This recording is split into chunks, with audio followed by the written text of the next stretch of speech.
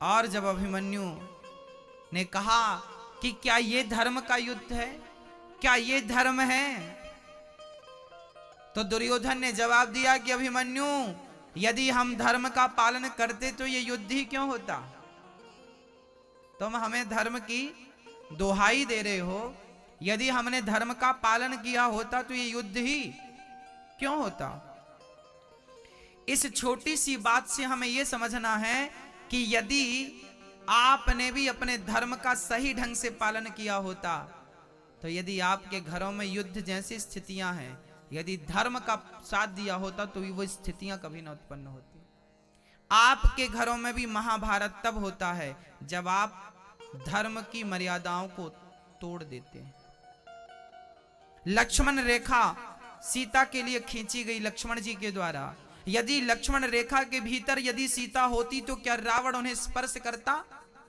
पर लक्ष्मण रेखा को जब उल्लंघन किया मां सीता ने, तो क्या हुआ, रावण लेके चला गया। वो लक्ष्मण रेखा क्या थी, वो लक्ष्मण रेखा धर्म की रेखा थी। जब तुम धर्म को पार करती हो और अधर्म में प्रवेश करती हो तो परिणाम ये होता। जब आप सत्य की रेखा पार कर देते हैं, धर्म को आप तार तार कर देते हैं, तो फिर परिणाम दुख होता है। सीता को सोने की लंका मिल गई क्योंकि आपने उस रेखा को पार कर दिया।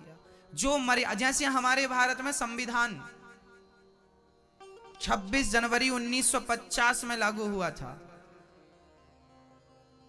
संविधान 26 जनवरी 1950 में लागू हुआ। उस संविधान के हिसाब से हमें और आपको चलना पड़ता है कि नहीं, बोलो। क्या आप संविधान तोड़ें तो क्या आप बचेंगे और मैं तोड़ूं तो क्या मैं बचूंगा। जैसे हम सबके बीच में संविधान की एक मर्यादा है कि हम सबको संविधान का पालन करना पड़ेगा, उस आज्ञा का पालन करना पड़ेगा। ऐसे ही युद्धों में धर्म होता था, उस धर्म का आपको पालन करना पड़ेगा। और जब आप पालन नहीं करते तो परिणाम दुख होता। इसलिए आप कभी भी अपनी मर्यादाओं को ना छोड़िए, अपने धर्म को ना छोड़िए। धर्म बहुत बड़ी चीज है। अच्छा, आप माताएं क्या चाहती हो कि आपका पति दूसरी और तीसरी औरत के साथ रहे, बोलो। नहीं चाहती हो ना। तो आपका पति दूसरी और तीसरी और चौथी औरत के साथ ना रहे, आपके पति को कौन रोक सकता है। क्या आप रोक सकती हो। यदि आप में ताकत थी तो आप रोक लेती ना। बहुत सारी पत्नियों के पति तो दूसरी तीसरी जगह जाते हैं, उनके पुरुषों से, उनको स्त्रियों से संबंध है। इसका सीधा अर्थ है कि किसी भी पुरुष को कोई रोक सकता है तो केवल धर्म रोक सकता है। मेरा धर्म मुझे कहता है, रावण का धर्म कहता है कि कोई भी औरत उठा लो, पर राम का धर्म कहता है कि सुपर्णखा आई है तो उसे हाथ जोड़कर प्रणाम करो, ये मेरी मां है, मैं इसे पराई नारी को पराई दृष्टि से, गलत दृष्टि से नहीं देखूंगा। आप नारियां अपने पति को बांध नहीं सकती, आप माएं अपने बच्चों को नहीं बांध सकती, पर धर्म की एक ऐसी जंजीर है जिस पर एक बार बांध दिया जाए तो वो आदमी बंधा हुआ सोचेगा कि क्या मैं इसे खोल लूं। तो बताइए, सबसे बड़ा बंधन क्या है। क्या हमें और आपको धर्म का बंधन नहीं होना चाहिए। मैं पराई नारी को नहीं देखूं, मुझे कौन रोकेगा। आप लोग थोड़ी रोकने आते हैं मुझे।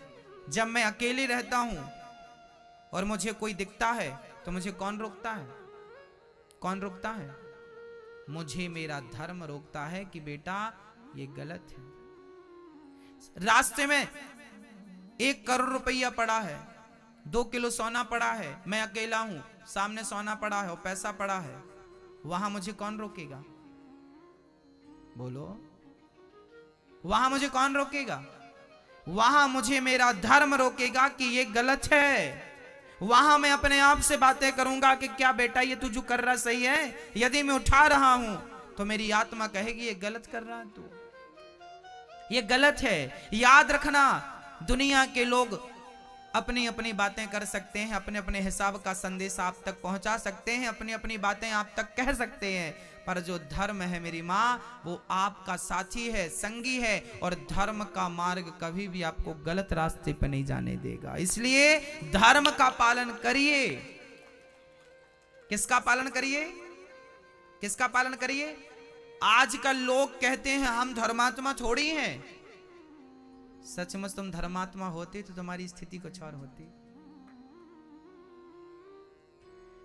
तो धर्म का ठेका क्या कुछ लोगों ने ले रखा है? धर्म के बिना बताओ किसका चल जाएगा? मानपुर में रहने वाली हर नारी चाहती है कि मेरा पति रास्ते से ना भटके, चरित्र से ना गिर जाए, और चरित्र से यदि ना गिरे तो उसे कौन रोक सकता है? केवल धर्म। इसलिए धर्म नारियों को भी चाहिए कि तुम भी पर पुरुष से मन ना लगाना। ये आपको रोकने वाला कोई होगा तो केवल आपका धर्म। एक ही धर्म एक व्रत नेमा। नारियों को उसका धर्म रोकता है कि ये सही है और ये गलत है, पुरुषों को उसका धर्म रोकता है कि ये सही है गलत। इसलिए धर्म का पाठ हमें बचपन से पढ़ लेना चाहिए। यदि धर्म का पाठ सबने तरीके से पढ़ लिया होता तो आज हमारे देश में एक भी जेल और कोर्ट ना होते, क्योंकि धर्म के मार्ग पर चलने वाला जब धर्म को तोड़ेगा नहीं तो फिर जेल और कचहरी और कोर्ट की जरूरत क्या पड़ेगी। आज के 100 साल पहले संविधान नहीं था क्या? 1950 में संविधान लागू हुआ है 26 जनवरी को। बाबा साहब भीमराव अंबेडकर ने इस संविधान को लिखा है हाथ से। उस टीम पे और भी लोग रहे जिनका समर्थन मिला। बाबा साहब भीमराव अंबेडकर जी ने संविधान लिखा, 1950 में संविधान लागू हुआ। अब मैं आपसे प्रश्न करता हूं कि 100 साल और 200 साल पहले कौन सा संविधान था? आज के 200 साल पहले भारत में लोग थे या नहीं? पहले तो ये बताओ, हाँ या ना? थे कि नहीं थे? ना। तो 200 साल पहले तो संविधान नहीं था, फिर कैसे चलता था काम? पहले धर्म ही हमारा संविधान हुआ करता था। पहले धर्म हमारा क्या हुआ करता था? पहले धर्म ही हमारा संविधान हुआ करता था। पहले की हर नारी धर्म का पालन करती थी, पहले का हर पुरुष धर्म का पालन करता था। किसी के घर में घुस करके हम चोरी इसलिए नहीं करते थे क्योंकि हमें तब पुलिस का डर नहीं था, पर पाप का डर था कि क्या हम ये गलत सही कर रहे हैं। हमारी आत्माएं हमें कहा करती थी कि ये गलत है। पहले के लोग हमारी और आपकी नहीं सुना करते थे, पहले के लोग अपने दिल की आवाज सुना करते थे और वो आवाज कभी गलत निर्णय नहीं दिया करती थी। तो तब धर्म ही संविधान था। तब पुलिस का डर, तब पुलिस तो थी ही नहीं ना साहब, थी ही नहीं। पहले के जमाने में ताला चाबी नहीं हुआ करता था साहब, क्योंकि चोरियां नहीं हुआ करती थी। पहले के जमाने में स्त्रियां जंगल में रहा करती थी क्योंकि बलात्कार नहीं हुआ करते थे, नारियों को कोई खतरा नहीं हुआ करता था। आज लड़की घर से 8 बजे रात को निकल जाए ना तो सुरक्षित वापस आ जाएगी, इसकी कोई गारंटी नहीं ले सकता। पर पहले के लोग जंगल में रहा करते थे। सीता को राम ने जब त्यागा था तो लव कुश को कहां पैदा किया था? बोलो। सीता जैसी सुंदर नारी वाल्मीकि जी के आश्रम में रही हैं, लकड़ी काटती थी, क्या उनके चरित्र पर कोई आंच आई? आंच आई? जंगल में थी, संत उनके पीछे पीछे नहीं घूमा करते थे, वो जंगल में भी जाती थी, लकड़ी काटती थी, लोग भी मिलते रहे होंगे। आज के जमाने में कोई सुंदर सी नारी चली जाए जंगल में, वो सुरक्षित आ जाए? क्यों? आज संविधान है, तब संविधान नहीं था। तब क्या था? तब धर्म था। तब क्या था? तब धर्म था। तब सबको धर्म का डर था कि हम जो करेंगे कहीं गलत ना हो जाए। तब लोगों को पता था कि जो पाप करेंगे उसका फल भोगना पड़ेगा, जो पुण्य करेंगे वो मिल के रहेगा। तब का आदमी डरता था गलत काम करने से। आजकल का आदमी तो कनपटी पे बंदूक रख के मार देता, मर्डर कर देता, उसे डर ही नहीं। आजकल के बच्चे अपने माँ बाप को मार देते, थप्पड़ जमा देते। इन्हें धर्म का डर होता तो क्या अपने माँ बाप को ये हाथ उठाते? इन्हें धर्म का डर नहीं है, इसलिए ये लोग जिन्हें धर्म का डर नहीं है, ये लोग नाली का कीड़ा बनेंगे। इन्हें सजा जब ईश्वर देगा ना तो ये नाली के कीड़े बन जाएंगे। इसलिए मैं निवेदन करता हूं मेरी मां, धर्म का पालन सबको करना पड़ेगा। ये कानून, ये संविधान है, फिर भी हमें धर्म का पालन करना पड़ेगा। क्या हमें धर्म का पालन नहीं करना चाहिए? क्या स्त्री को अपना धर्म का पालन नहीं करना चाहिए? देखिए, सबके शास्त्र ने सबके धर्म बांट दिए। स्त्रियों का धर्म अलग है, पुरुषों का धर्म अलग है, पुत्र का धर्म अलग है। पुत्र का धर्म है माँ बाप की सेवा करना, पत्नी का धर्म है पति की सेवा करना। पुरुष का धर्म है कि वो अपनी पत्नी का आदर सम्मान करे, माँ बाप की सेवा करे, अतिथि की सेवा करे, समाज में अच्छा व्यवहार रखे, और यही तो धर्म है। श्रवण का धर्म था तो माँ बाप को कंधे पे लेके चारों धाम की यात्रा कराए। राम का धर्म था तो माँ बाप की आज्ञा पाकर वनवास के लिए निकल पड़े। ये धर्म का पालन ही तो सब कर रहे थे। राम ने धर्म का पालन किया तो भगवान बन गए, कृष्ण ने धर्म का पालन किया तो भगवान बन गए। यदि धर्म का उल्लंघन किया होता तो राम कृष्ण को कौन जानता? तो धर्म का पालन करेंगे तो ही आप महान बनेंगे, और धर्म को तार तार कर देंगे, उल्लंघन करेंगे तो ना घर के रहेंगे ना घाट के रहेंगे। इसलिए हमें किसका पालन करना मेरी मां? धर्म का। धर्म जो कहता है वो करिए, जो नहीं कहता वो ना करिए। धर्म कहता है कि सत्य बोलना चाहिए, बोलिए ना। 99 100वां दुर्योधन, आज अश्वत्थामा ने बच्चों को मारा, मर गए बच्चे। द्रौपदी रो पड़ी, अर्जुन दौड़ कर गए, अश्वत्थामा को पकड़ कर लाना चाहा, ब्रह्मास्त्र चलाया, ब्रह्मास्त्र। अर्जुन कृष्ण की शरण में आए और रोते रोते कह दिया कि कृष्ण कृष्ण महाबाहो भक्तानां भयंकरा त्वमेको दह्यमानानामपि वर्गोऽसि संसृते। श्री अर्जुन जी चरणों में गिर पड़े, प्रभु मेरी रक्षा करो, पाहि माम पाहि माम। भगवान बोले क्या हुआ? बोले अश्वत्थामा ने ब्रह्मास्त्र चला दिया। भगवान ने कहा तू भी चला। अर्जुन ने ब्रह्मास्त्र चलाया, दोनों ब्रह्मास्त्र टकरा के और पृथ्वी को डगमग डगमग डुलाने लगे। भगवान ने शांत किया अश्वत्थामा का के केस पकड़ के दुर्योधन ने सामने खड़ा किया। द्रौपदी तेरे पुत्र का हत्यारा तेरे सामने खड़ा है, जो सजा देना चाहती है सो दे दे। द्रौपदी ने देखा कि गुरु द्रोणाचार्य का बेटा अश्वत्थामा सामने खड़ा है, हाथ बंधे हैं, पांव बंधे हैं, तुरंत आजाद कर दिया। जाओ अश्वत्थामा जी भाग जाओ। दुर्योधन कृष्ण अर्जुन बोले क्या देवी द्रौपदी, क्या तुझे इस हत्यारे पर दया आ रही है? द्रौपदी ने कहा दया मुझे इस पर नहीं, इसकी मां पर आ रही है। क्या इसे मार देने से मेरे मरे हुए बच्चे जिंदा हो जाएंगे? नहीं, बल्कि मेरी तरह इसकी मां रोएगी। और द्रौपदी तो एक मां है, द्रौपदी तो एक क्या है? और मां कभी किसी बच्चे को रोता नहीं देख सकती, चाहे वो बेटा अपना हो या पराया। मां मां होती है। देखिए धर्म क्या है। द्रौपदी ने कहा कि इसे छोड़ दो। अब आप बताइए कि आपके 5 बच्चों को कोई मार डाले और हत्यारा सामने हो तो आप क्या करेंगे? आप क्या करेंगे उसके साथ? अच्छा लीजिए सुपारी लीजिए बढ़िया सी। अमृत बरस रहा है पर अमृत ना पी के जहर ही पिएंगे।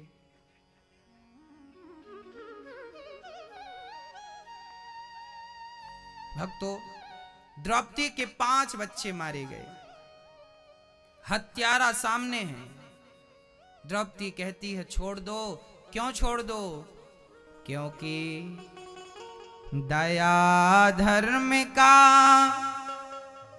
मूल है, पाप मूल अभिमान। तुलसी दया न छोड़िए, जब तक घट में प्राण। द्रौपदी के धर्म ने उन्हें आदेश दिया कि तुम्हें इस बच्चे को मारने की जरूरत। 5 बच्चे ऑलरेडी जिस मां के मर गए हों, वो 5 बच्चों को मारने वाले हत्यारे से कह रही है कि भाग जा। द्रौपदी क्या तुझे दया आ रही है? द्रौपदी बोली दया मुझे इस पर नहीं, इसकी मां पर आ रही है। क्या इसे मार देने से मेरे बच्चे जिंदा हो जाएंगे? नहीं। तुलसी दया न छोड़िए, तुलसी दया न छोड़िए। कब तक? बोले जब तक घट में प्राण। जब तक जिंदा हो तब तक दया करिए। दया ही आपका धर्म है। दया धर्म का मूल है, पाप मूल अभिमान। द्रौपदी ने मां होकर अश्वत्थामा को छोड़ दिया। मां अच्छा, मां के अंदर दया होती है कि नहीं? हाँ या ना? आप लोगों के अंदर है दया कि नहीं मैया जी? आप लोग केवल अपने बच्चों से प्यार करती हो, क्यों? और दूसरे बच्चों को दुश्मन की तरह ना। मां उसे नहीं कहती जो केवल अपने बच्चों से प्यार करे। मां उसे कहते हैं जो सब में अपना ही बच्चा देखे। मां उसे कहते हैं जो सब में अपना बच्चा देखे, ये मेरा है। मां कभी ये भावना नहीं रखती कि ये तेरा है, ये मेरा है। बच्चा तो बच्चा है, बेटा तो बेटा। चरण बताओ कब दबाए थे? बोलो बेटा, कब दबाए थे? तारीख याद है? नहीं। मां के पांव दबाने की इन बच्चों को फुर्सत नहीं है। तो मर जाएगी तो फिर रोने जाओगे ना? हाँ, मां के मरने पर रोने जाएंगे। अभी जिंदा है तो पांव भी नहीं दबाते। आजकल के बच्चों को तो शर्म आती है, मां बाप को भी ना झुक करके प्रणाम नहीं करते, उनके घुटनों को छूते हैं। आजकल के देखिए ये भारत, इन लोगों से आप देश का भला, इनसे आप नहीं सोच सकते। जो अपनी संस्कृति को, अपने संस्कारों को नहीं बचा सका, वो अपने देश को क्या बचाएगा?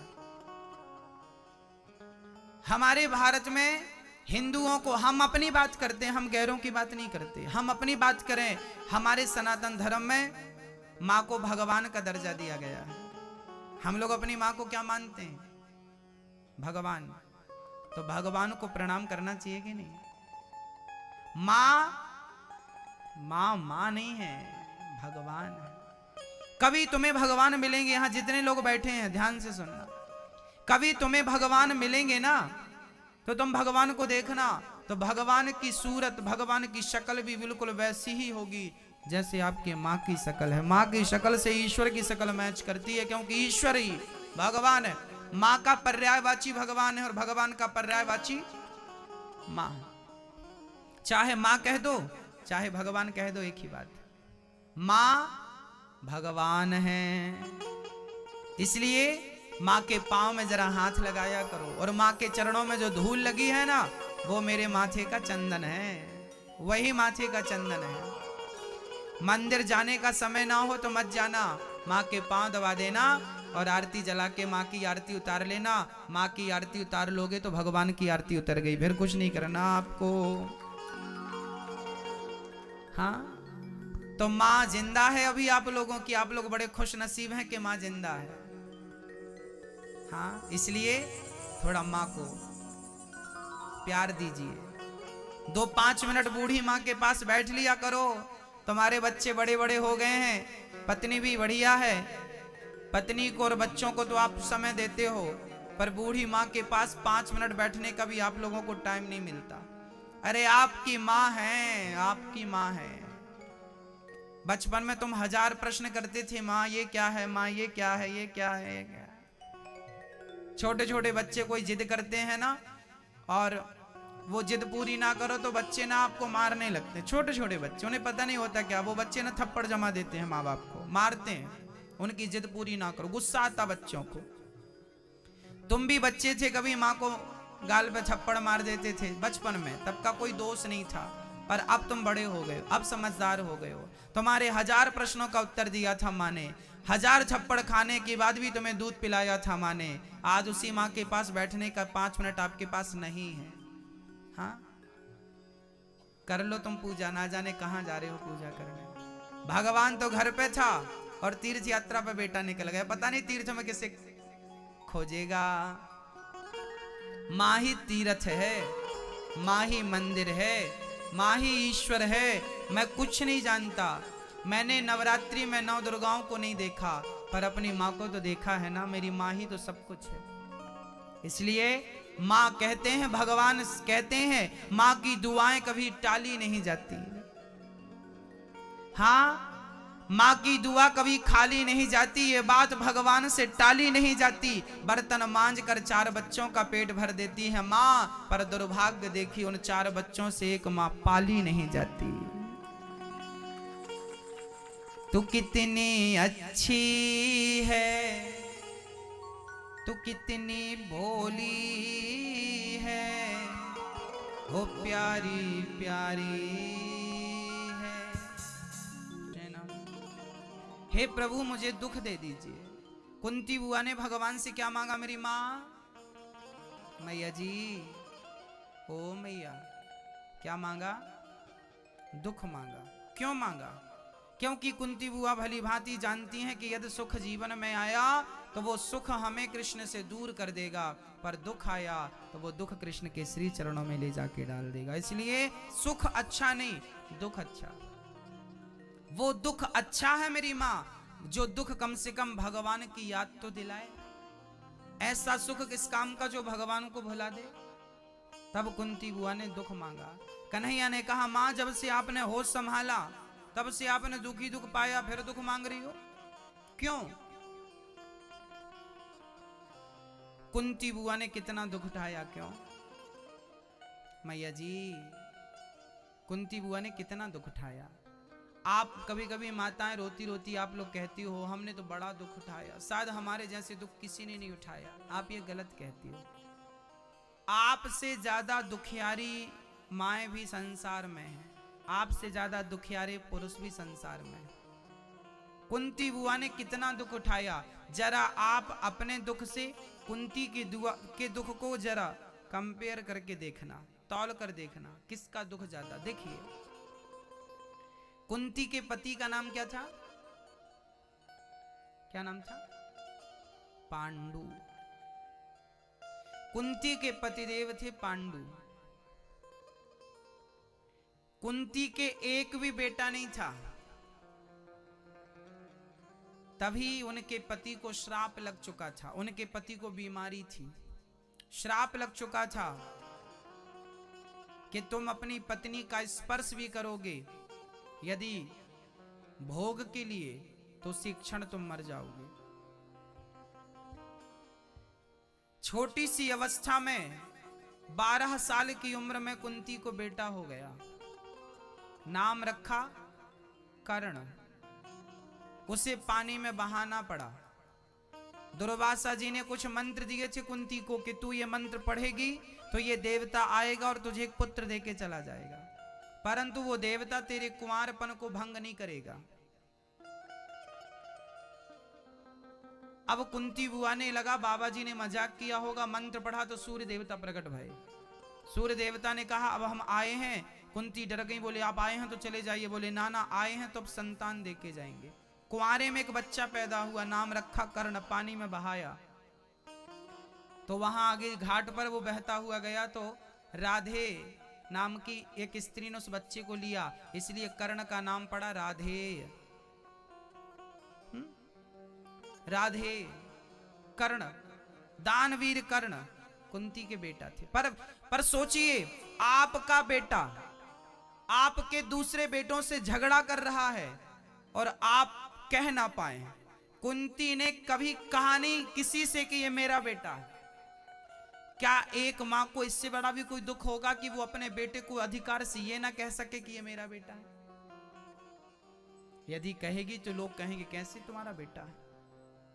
कुल मर्यादाएं थी।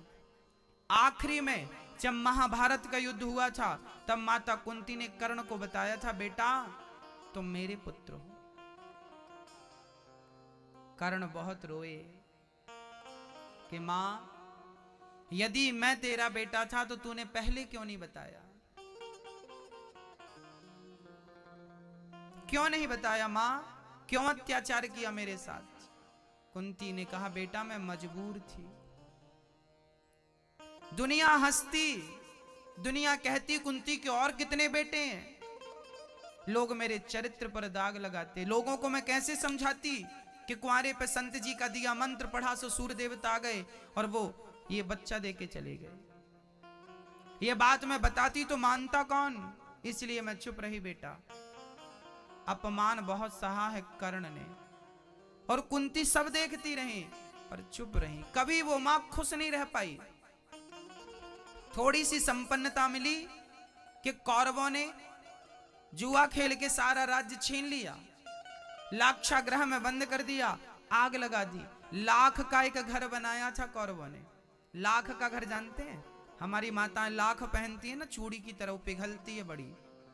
उस लाख का घर बनाया था कौरवों ने और पांडवों को अंदर डाल दिया था और उस घर में आग लगा दी थी कि पांडव जिंदा जल जाएं। पर जाको राखे राम जी, मार सके ना कोई। जिसको राम कृष्ण बचाए उसे मारेगा कौन? कुंती ने कहा, कन्हैया जीवन में जब जब दुख आया है तब तब बचाने आप आए। ऐसे सुख पर पत्थर पड़े जो कृष्ण हृदय से जाए, बलिहारी वा दुख की जो पल पल नाम जपाए।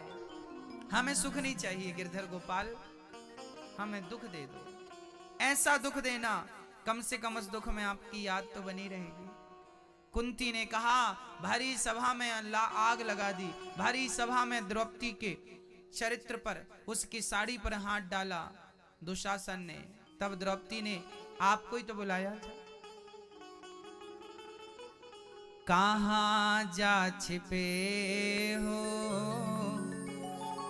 प्यारे कन्हैया, यहाँ लाज मेरी लूटी जा रही है।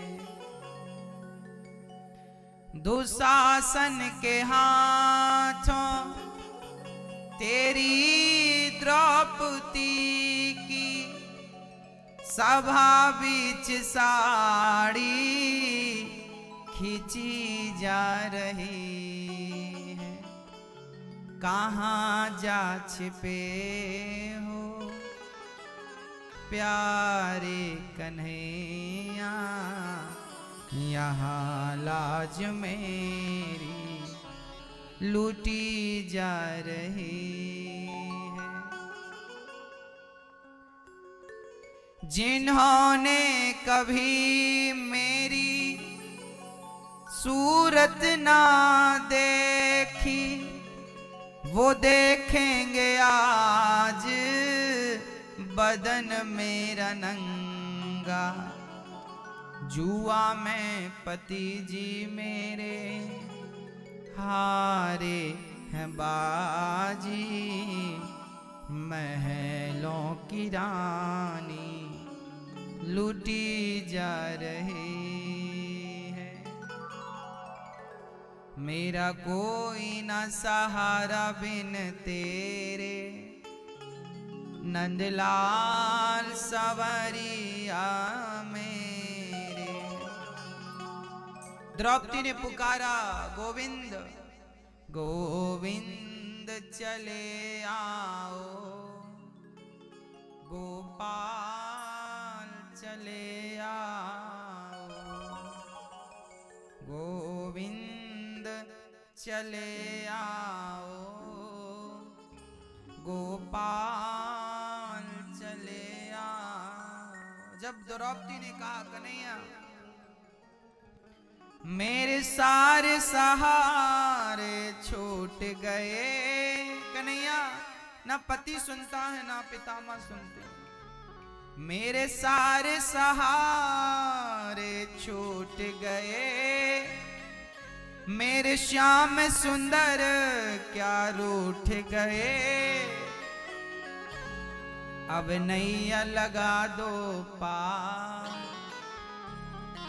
मेरी नैया लगा दो पार, हरे आ जाओ एक बार, आजा रे आजा रे आजा रे आजा रे आजा रे आजा रे आजा रे आजा रे आजा रे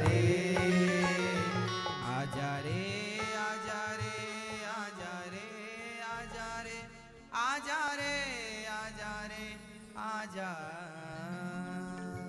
जब द्रौपदी ने हाथ उठाकर कहा कन्हैया आप ही मेरे सहारा हैं, जब सौंप दिया द्रौपदी ने अपने आप को, तो प्रकट हो गए भगवान ने और साड़ी ऐसी बढ़ाई कि थक गया उतारने वाला पर साड़ी उतरी नहीं।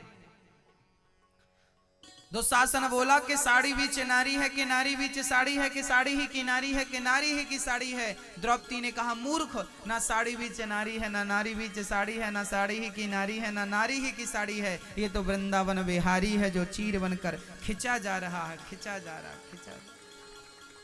जिसे बचाने वाले भगवान हो उसकी इज्जत कौन लूटेगा, उसे कौन लूट सकता। हाँ, इसलिए भगवान पे विश्वास रखना सीखिए। द्रौपदी की लाज भगवान ने बचाई, कुंती ने दुख मांगा, भगवान ने अपने आप को दे दिया। मां मैं दुख नहीं दे सकता, ये मुझे रख ले। आगे कुंती बुआ ने भगवान को हृदय से लगाया है। भीष्म पितामह बाणों की सैया पर लेटे। अच्छा, भीष्म पितामह भी महाभारत के अद्भुत पात्र हैं। पितामह भीष्म, पितामह भीष्म ने बहुत समझाया था दुर्योधन को। वो जानते थे कृष्ण कौन है, पर कोई नहीं माना। पितामह भीष्म को बाणों की सैया पर लेटना पड़ा। क्यों लेटना पड़ा? कभी इस क्यों का उत्तर यदि प्राप्त करना हो